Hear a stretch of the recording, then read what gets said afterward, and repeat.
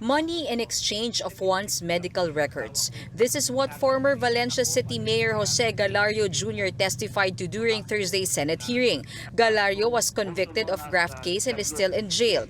He was confined in the hospital inside Bilibid after his kidney operation. The former local official admitted to paying 1,000 pesos to BuCor's medical officer Orsicio Señas just to get a medical abstract. And every time he needed any medical record, he pays 1,000 pesos more to Señas for it to be released. Sa February, bumiga naman ko ng 1,000. Parang nasanay na ba? Magsa-assist ako, para ano ito? Para ano ito? Alam ko na ito nga, tatanggapin mo yun. So kukunin niya, ilagay sa kanyang drawer.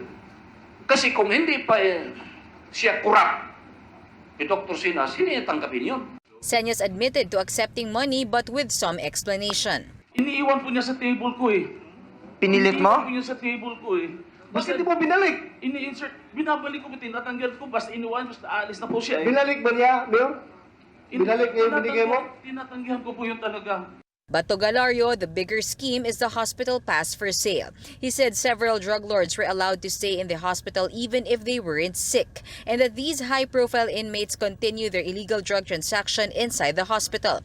Galario, however, admitted that he has no direct knowledge about the payoffs. But he said based on his observation, he knows if there is an ongoing drug transaction in the hospital because there are watchmen around. Pag mayroong mga BuCor personnel, 2 o 3, magsabi naman ang kuhan, yung mga watchman, no? Mayroong kuhan dyan, no? Malapit na.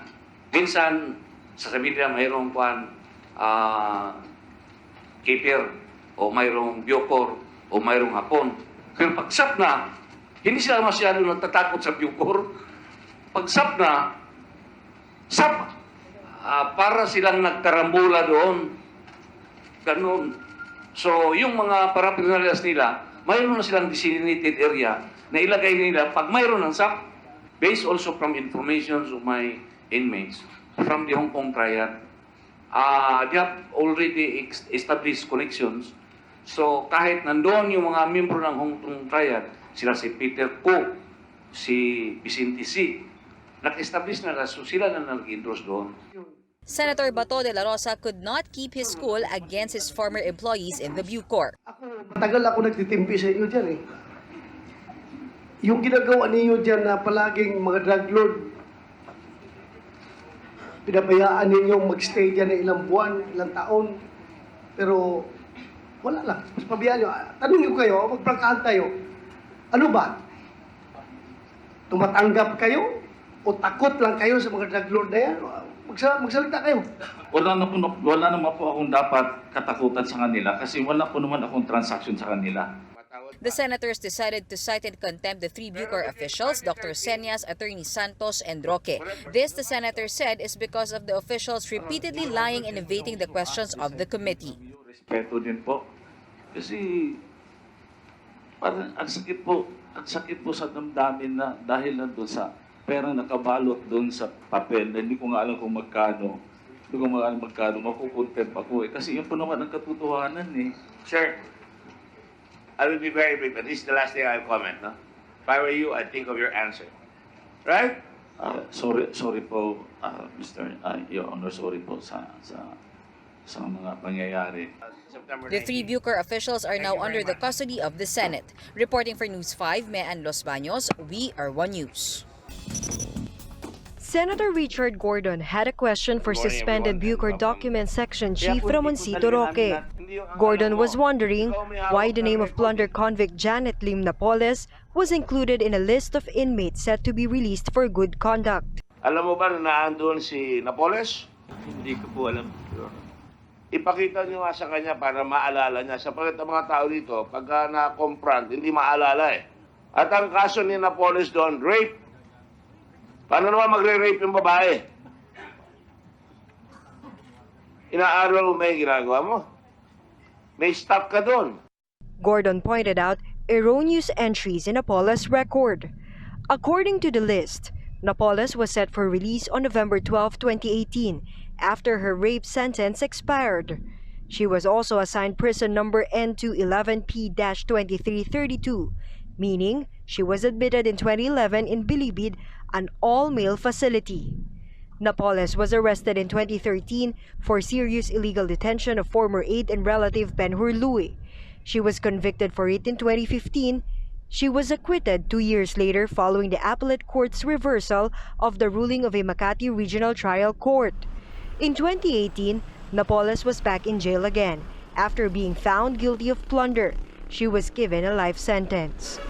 Former BuCor Chief Nicanor Faeldon says he has no idea why Napoles was on the list. Hindi ko alam paano napunta yung pangalan niya doon. When asked if he signed the documents, Wala naman. aside from that of Napoles, other inmates' names were also entered twice. Roque said the errors were caused by a computer glitch. Mabilis ang pong pinagawa sa amin. Ay, talagang ganun ang buhay ngayon. Your Honor, magpe-press conference po kasi sa Palawan during the time. Kaya po hindi po talaga namin na-check na mabuti po yan. The Justice Department assured that Napoles is still detained at the Correctional Institution for Women in Mandaluyong. The DOJ wants BuCor's explanation on the errors by tomorrow.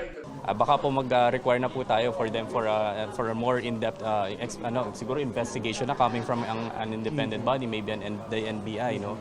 Kasi ganun yung tinutumbok ngayon ng ating mga senador na baka mukhang may bad faith sa pagkakalagay ng mga discrepancies. For Gordon, what the BuCor did was a stupid mistake. But it's as stupid as putting Sanchez out. There was an attempt. Pero hindi na nila tinuloy dahil nagkabukuhan na. For News 5, Ria Fernandez, We Are One News. Senators looking for a big fish in Bilibid found tilapia instead. Magkano isang tilapia? Ang alam ko, 30,000. 30,000. Gaano katagal yon? Magdamag lang yun. Rafael Ragos was officer in charge of the new Bilibid prison in 2012 to 2013, and tilapia is the code word for prostitutes, smuggled inside Bilibid for a price. So either mag-perform or kung ano man yung mangyari na doon sa loob.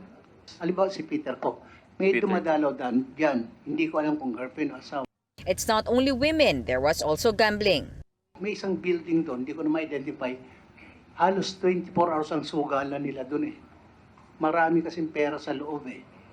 So virtual casino yung isang building. Yes, sir. Hindi naman siguro makakalusot yun kasi isang buong building, isang buong facility na-convert na ng casino. So paano sila nakapagsugal doon? May pera sila sa loob or? May pera po. Ragos says Bilibid officials also extorted money from inmates for every perk they enjoyed like cell phones and alcohol, even drugs, and for the privilege to build their own kubol or private quarters. Anong klaseng special request ang pwedeng pagkakitaan? Yung halimbawa dumating yung babae, galing pang abroad, medyo magtatagal doon ng mga ilang araw. Galing abroad. Imported. Siyempre matagal yon. Kasi sayang yung bayad. Yun ang mga special. Yung mga party. Nagre-request din po sila dyan. Pero Magkano isang party? yung bayaran, di ko alam. Pero nung panahon namin, ang request niyan, nakakarating hanggang taas eh. Ang approval is when you say hanggang taas, anong level above the Bureau Director? DOJ. And dumarating sa inyo yung approval mismo galing sa Secretary of Justice. Yes, sir. Ragos came with his friend former NBI officer Jovencio Ablen who helped him in the operations in NBP in 2012. Ragos was the key witness in the case of the Duterte government eventually filed against Senator Laila de Lima, who was Justice Secretary at the time Ragos was in BuCor. Another witness, an NBI agent, testified on the extent of money involved. Baka nagkakabukulan na. Nakakamagkano kayo sa isang linggo kung sasama-samahin nyo lahat yung sa catering, construction, tilapia, lahat. Pati yung lahat ng pagkakakitaan. That's 3 to 500,000 pesos a week for Agent Ablen alone. Agent Ablen testified once again on the alleged payoff Secretary de Lima received from the drug convict Peter Co. Nung nakasakay na po ako sa sasakyan niya, along the way, sinabi niya, Nyor, atin lang to, mag-deliver tayo ng kota kay Lola. Ng? Kota kay Lola. Kota? Kota, yes, Your Honor. Q-U-O-T-A. Okay. Sino si Lola? Si then Secretary de Lima. Okay, sige, proceed. Sinabi niya sa akin, 5 milyon yon. Sabi niya, tignan mo, nandun sa bag. Which is nandito sa paanan ko, Your Honor. Sa may passenger side sa harapan. So, binuksan ko, tinignan ko, may pera, bundles of money, thousands, ang denomination. Pero hindi ko na ho binilang yun. Ablen and Ragus's allegations are not new. They're part of the case that's been filed against De Lima. De Lima issued a statement from detention deploring fellow Senators Gordon, Tolentino, and Lacson for asking leading questions from the witnesses that only recycled old accusations against her. A hurt De Lima said parliamentary courtesy, delicadeza, and basic human decency are out the window in the halls of the Senate. Reporting for News 5, Mean Los Baños, we are One News.